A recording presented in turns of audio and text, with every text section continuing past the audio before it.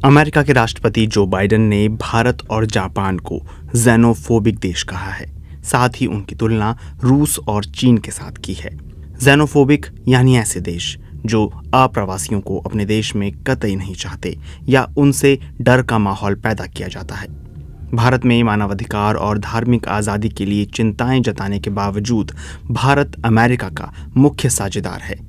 वहीं जापान की आलोचना बाइडेन ने ऐसे समय में की है जब कुछ हफ्ते पहले ही जापान के प्रधानमंत्री फुमियो किशिदा की राजकीय यात्रा के दौरान बाइडेन ने अमेरिका जापान संबंध को अटूट बताया था।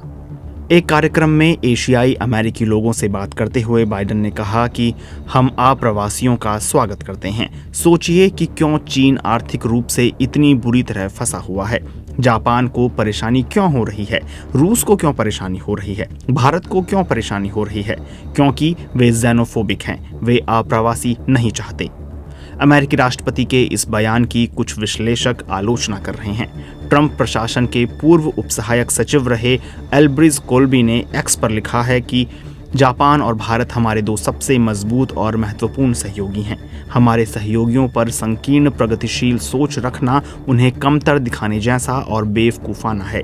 व्हाइट हाउस ने इस बात से इनकार किया है कि बाइडेन का बयान अपमानजनक अर्थ में था। राष्ट्रीय सुरक्षा प्रवक्ता जॉन किर्बी ने कहा कि बाइडेन अमेरिकी इमिग्रेशन पॉलिसी पर अपनी बात व्यापक रूप से रख रहे थे। किर्बी ने कहा, हमारे सहयोगी और साझेदार अच्छी तरह से जानते हैं कि राष्ट्रपति बाइडेन उन्हें उनकी दोस्ती और उनके सहयोग को कितना महत्व देते हैं। हमारे सहयोगी समझते हैं कि वह गठबंधन और साझेदारी के विचार को कितना महत्व देते हैं। वॉशिंगटन डीसी स्थित अमेरिकन एंटरप्राइज इंस्टीट्यूट में दक्षिण एशिया के जानकार सदानंद धुमे ने बीबीसी से कहा कि बाइडेन की टिप्पणियों को शायद भारत में खराब प्रतिक्रिया मिलेगी, क्योंकि भारत में राष्ट्रवादी उभार का दौर चल रहा है।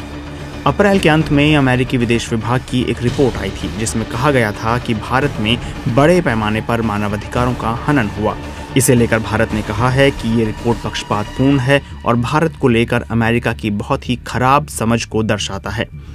हालांकि धुमे मानते हैं कि इस बयान का लंबे वक्त में कोई बड़ा असर नहीं होगा और इसके भारत और अमेरिका के रिश्ते पर असर पड़ने की संभावना कम है। जापान की बात करें तो दुनिया की कुछ सबसे अधिक कठोर अप्रवासी नीति रखने वाले देशों में जापान का नाम सालों तक शामिल रहा है, लेकिन हाल ही में घटती आबादी के बीच उन्होंने विदेशी कामगारों को देश में एंट्री दी है।